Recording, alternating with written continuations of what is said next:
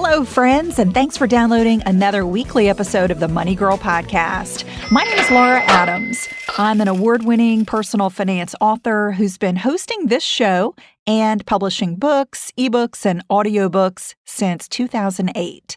Today's show is going to be a good one. It's for you if you use credit cards, you plan to use credit to purchase something like a home or a car, or you just want to save money on many everyday expenses. And I'm thinking that's everyone. I can't really think of anyone that wouldn't apply to.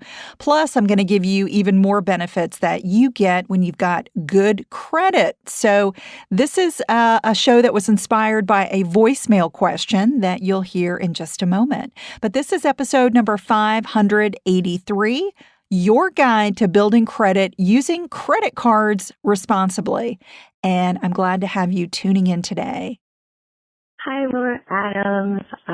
This is Rebecca calling from Brooklyn. I just want to let you know I really do enjoy the Money Girl podcast. I listen to it as much as I can.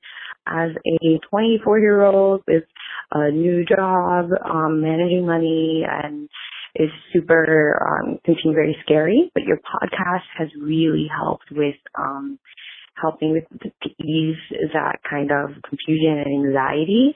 The way that you break down the episodes and explain certain concepts have been extremely helpful, and I've been able to share that with my friends as well. So my question for you is there an episode or can you discuss credit cards, the good, the bad, and the ugly, especially if you're interested in, investing in certain things or renting an apartment for the first time. Sometimes they need some kind of background as far as like credit. So can you go into credit some more, explain what that looks like and what are some healthy ways to manage it? All right. Thank you so much for the great podcast and resources you have. Bye. Thanks so much for your question, Rebecca from Brooklyn. I'll answer it by starting with an overview of how the credit scoring system works to make sure that you understand the rules of the credit game. Then I'm going to go into more information about how you can use credit cards responsibly to build and maintain excellent credit for life. And I'll also tell you that much of the information that I'm taking from today's show is from one of my online courses called Build Better Credit. So if that is of interest to you, I encourage you to visit lauradadams.com and check it out. So let's get started by talking about the credit system. A lot of people really don't understand how the credit system works. And they may not care until they actually need a credit card or they want to finance a big purchase like a car or a home, and maybe they get denied and then think, well, what's going on? And then all of a sudden they realize there's this whole world of credit scoring and they haven't really been tuned into it.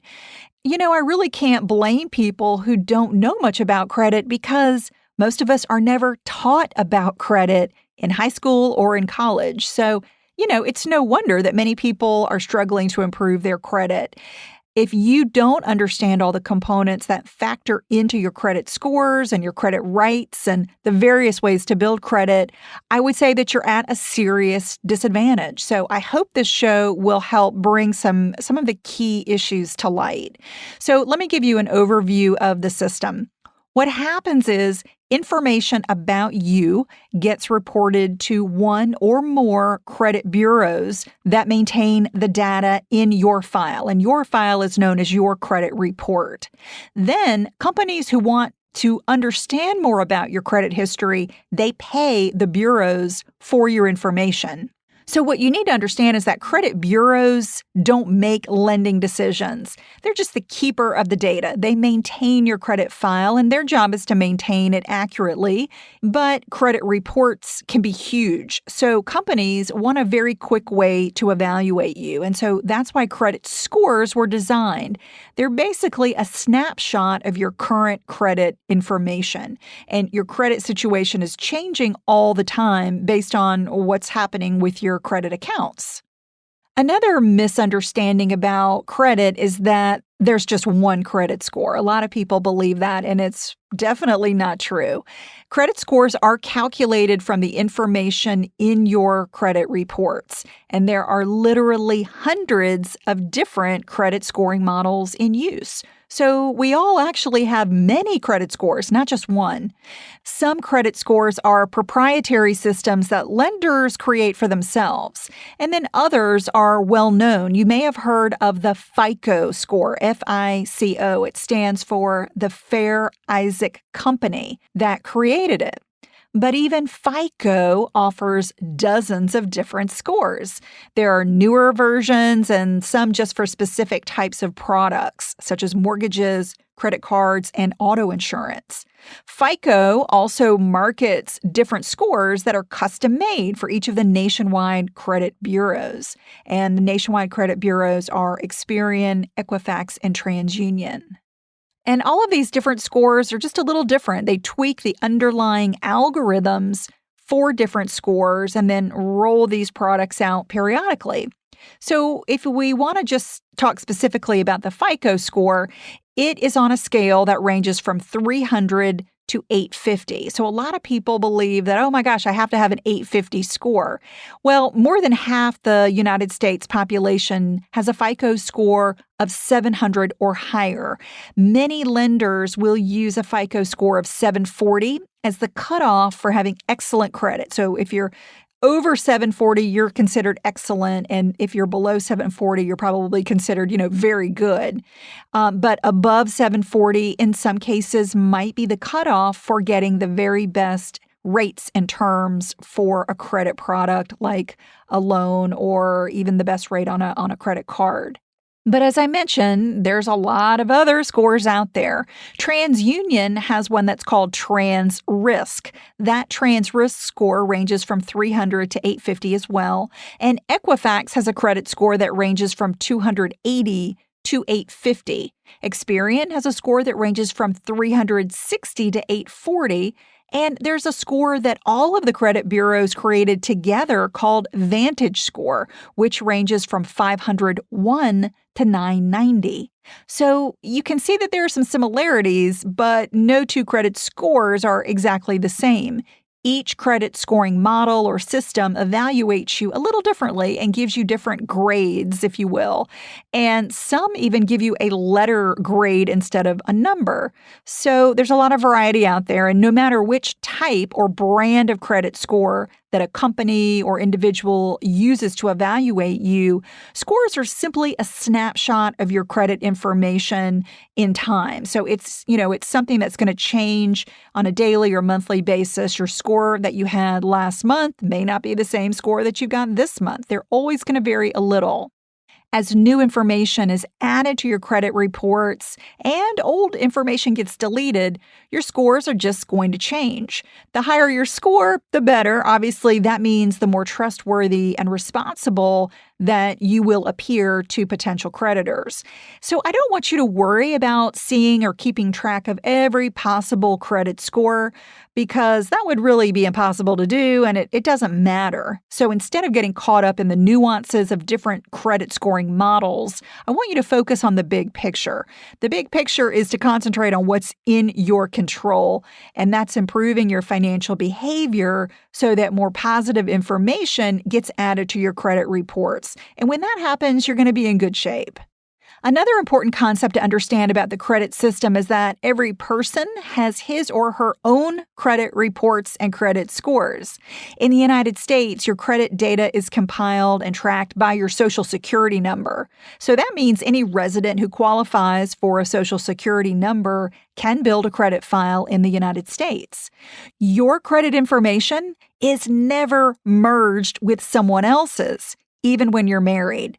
Spouses each have individual credit reports and credit scores, which is why it's so important to build your own credit history. You can't rely on somebody else to build credit for you. If you co-sign a loan or a credit card application with someone else, what happens is both of your credit scores get evaluated in the approval process, and both of your credit reports and scores are affected by what happens with that account that you're co-signing. So, to sum up, a credit score is simply a number or even a letter that represents a current evaluation of the data in your credit report. Because credit scores are based on your credit reports, it's critical to know what's in those reports. That's why I encourage you to check your credit reports at least once a year, and you can do it even more frequently than that. You can check it as frequently as you want using several free credit sites. A couple of my favorites are Credit Karma and Credit Sesame. All right, so let's talk about how credit cards can help you build credit. Credit cards are really, really powerful tools for doing this when used responsibly. If you don't pay them on time or you rack up high balances, they're going to hurt your credit. They will crush your credit. But if you use them well, they can be the ticket to boosting your credit and boosting it fast. So that's what I want you to think about because most of us are using credit cards. So we need to really understand how to use them to our advantage when it comes to credit. Credit scoring models analyze the total amount of debt that you owe on all your accounts. Additionally, for your revolving accounts, your available credit is a major factor that makes up about a third of your credit scores. So what are revolving accounts? Well, these are the ones that stay open indefinitely, such as credit cards and lines of credit. They don't have a set payoff date or maturity date, and they give you a set credit line to spend. So these are a special type of accounts that credit models look at specifically. And as long as you make monthly minimum payments on time, you can continue to use revolving accounts forever. But you probably know that installment loans work very differently. So a car loan or a mortgage, they're different because they don't have a credit limit and they do come with a payoff date or a set maturity date. When you pay down an installment loan to zero, the account is closed. And the reason I want to define these two different types of accounts is because there's a key formula that's used to calculate your credit scores called your credit utilization ratio. It's important, but it's only used on your revolving accounts. So this ratio is a very simple formula that compares your credit limits to your outstanding balances. This ratio shows how much available credit that you're using. Let me give you an example. Let's say you've got a credit card with a balance of $1,000 and you've got a credit limit on that card of $2,000. In this case, your utilization ratio would be 50%. You take $1,000 divided by 2,000 equals 0.5. That means you're using half of your available credit. That's actually a little too high. What you want to do is keep a low utilization, perhaps below 20%. That's optimal for good credit. So by paying down your balance on that card to $400, you could reduce your utilization ratio from 50% down to 20%. So you'd have $400 divided by a $2,000 credit limit would be 0.2 or 20%. That would boost your credit scores. A low utilization ratio is good because it's telling potential lenders and merchants that you're using your credit responsibly. When you've got a high utilization ratio, what that means or what that says to other people about you is that you're maxed out and that you may be even getting close to missing a payment. To maintain the best credit possible, never let your utilization ratio on one card or in general for all your cards exceed 20%, maybe up to 25% at the most. Using credit cards responsibly is critical because your credit utilization typically makes up about a third of your credit score. And this is second only to paying your accounts on time. Your payment history may account for about 35% of your scores. So paying on time is number one. Credit utilization is typically number two. So it's a very high factor in how your scores are evaluated. A common misunderstanding about credit utilization is that it doesn't matter how much you charge on a card as long as you pay off your entire balance by the statement due date each month. Now, while I am a huge advocate of paying off your credit card in full every month so that you stay out of debt in the first place and you avoid all interest charges on a card, it can still hurt your credit if you're charging a lot on the card. Let me explain how this happens. Credit cards report your payment information and your account balance to the credit agencies on a given day each month. This date is typically not the same date as your statement due date. So it doesn't matter whether you pay the balance off in full by the due date because the balance you owe on the reporting day is what's going to show up on your credit report. So even if you always pay off your balance in full, you can still have an outstanding balance on your report and a high utilization ratio. It's just a timing issue. So the key is to keep your balances below 20% to 25% of each card's limit, even if you plan to pay it off right away. Otherwise, a larger than expected balance can appear on your credit report and cause your utilization to go up and your score to go down. If you're someone who uses credit cards responsibly, but you're still charging more than 20% of your available limit each month, one solution is to apply for a credit limit increase using your online account or by calling the card company to request it. For example, if your credit card limit was raised from $2,000 to $4,000 and you owe $1,000 on that card, that increased credit limit would drop your utilization substantially. It would go from a 50% ratio down to 25%, which is much better for your credit scores. Another strategy to increase your credit scores is to use multiple credit cards. So you spread out your usage and you never go over 20% of your credit limits. So many people are surprised to hear me say that it's actually good to have multiple credit cards. So it's much better to have 2 credit cards that each have balances below 20% of your credit limits than to have one card with a 40% utilization ratio. Getting additional credit and spreading out your card balances can improve your credit scores quickly.